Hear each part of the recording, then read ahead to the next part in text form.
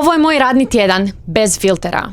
Ljudi kroz moje videe misle da rad na brodu znači pjevaš na večer, odmoraš se preko dana i putuješ. Realnost je da moj tjedan izgleda totalno drugačije i da se to sve nalazi ispod palube. Dobrodošli u još jednu epizodu Ispod palube. U ovom videu ću vam objasniti kako izgleda raspored performera na brodu i općenito posade, kako izgleda stvarni tjedan i zašto većina ljudi podcijeni ovaj posao jer izvana izgleda lako. Čak i kad ga dobije. Kako izgleda moj tjedan na brodu? Doslovno imam papir da vam znam objasniti. Kako to službeno izgleda? Krenimo od ponedjeljka. Ponedjeljcima smo u home port, odnosno glavnoj luci u Miamiju. Na rasporedu piše da predstave radimo utorkom, četvrtkom i subotom. I svaki dan imamo po 2 predstave. Tako da se ukupno odrađujemo 6 predstava. Ali, isto tako, na svaki dan kad imamo predstavu, ujutro imamo probu. Tako da na dane kad imamo predstavu, izvodimo ju 3 puta. Tako da u tjedan dana prođemo 9 puta predstavu. Na papiru izgleda da imamo slobodne dane u lukama, idemo po Bahamima, zvuči super. I tjedno imamo sigurnosne vježbe. A sad, realnost. Ići ćemo po danima u tjednu, tako da ponedjeljkom smo u glavnoj luci u Miamiju i ujutro sam uvijek slobodna i stignem otići van, što mi je stvarno super. Svaki put kad sam slobodna kažem si moram otići van i dotaknuti tlo, zemlju, da se osjećam malo više kao čovjek.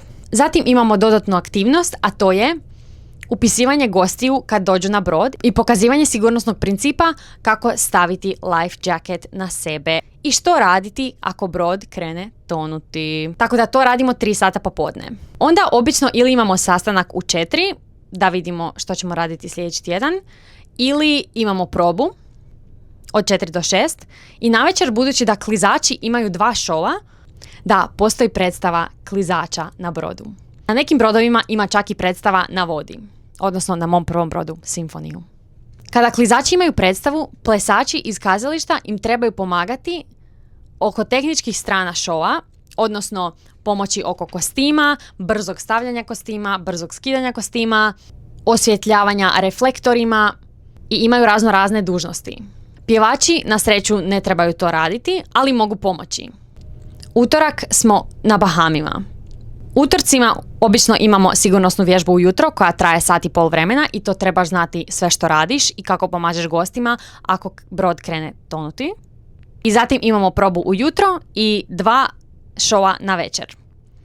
Preko dana sam slobodna. Srijedom smo u Coco Cayu na privatnom otoku u luci. Ostavimo jutro za neke dodatne probe ako se neko razboli. Navečer opet klizači imaju 2 predstave. Četvrtkom smo na oceanu. Četvrtkom imamo pjevanje himne u rotaciji i to je ujutro uvježbavanje i spremanje samo za tih 10 minuta. I imamo probu za show i onda na večer opet imamo 2 šova. To je četvrtak.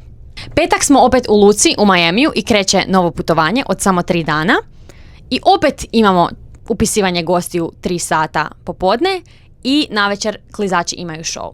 Subotom smo u Nassau opet na Bahamima, budući da imamo 2 predstave na večer, imamo probu ujutro i nedjeljom smo opet na privatnom otoku.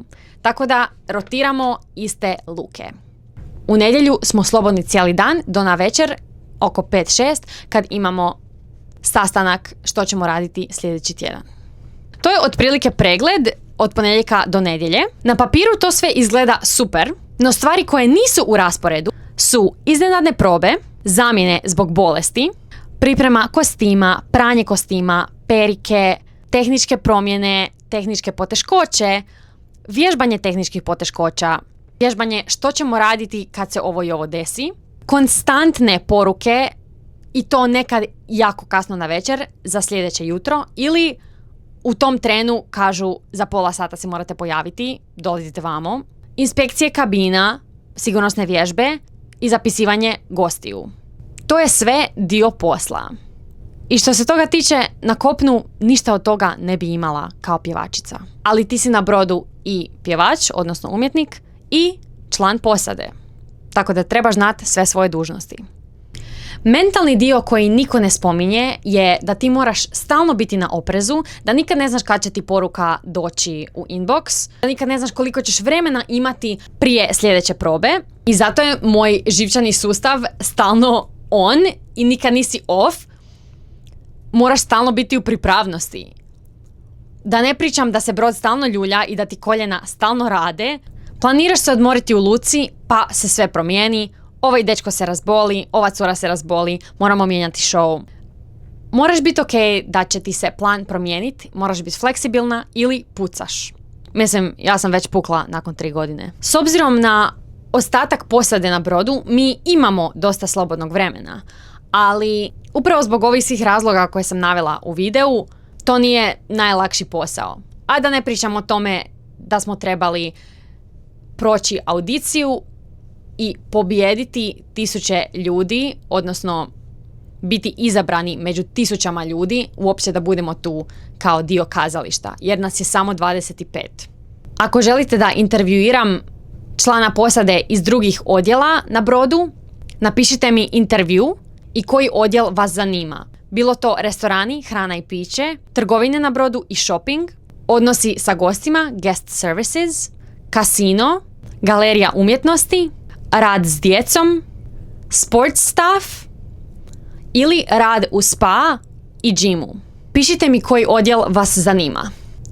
Na dane kad smo u luci, ako smo slobodni, volim izaći van i dotaknuti zemlju kao što sam rekla, ali budući da su stalno iste luke, kao da sam već sve vidjela i bilo bi puno zanimljivije da su ili stalno nove luke ili da su duža putovanja, a ne 3 i 4 dana na tjedan i da imamo više vremena obići te veće luke. U realnosti 2 puta na tjedan si nekako uzmem slobodni dan, odnosno dan za resetiranje, jer je show jako naporan i jutro poslije showa mi je jako teško rano se probuditi. Idem 3 put tjedno u gym i njemu imamo besplatni pristup. Tako da želim to iskoristiti. A i trebam biti u kondiciji za predstavu. Predstava traje 1,5 sata. Ovo nije posao za ljude koji trebaju kontrolu. Ovo je posao za ljude kojima je ok da se sve non stop mijenja i da non stop moraju biti na oprezu i koji znaju držati fokus kad se sve oko njih mijenja. Ako voliš rutinu, stabilnost i planiranje mjesecima unaprijed, ovo nije posao za tebe. Ako znaš raditi pod pritiskom, brzo se prilagođavati i ne uzimati sve osobno, ovo je posao za tebe. Ako želiš znati kako sam uopće dobila ovaj posao i koji je proces za dobiti posao na brodu općenito, neovisno jesi performer ili član posade, napiši mi put u komentaru. Ako želiš video u kojem objašnjavam zašto odustajem od ovog posla, klikni ovdje. Ako želiš još videa ispod palube, znaš gdje sam. Pusa bok!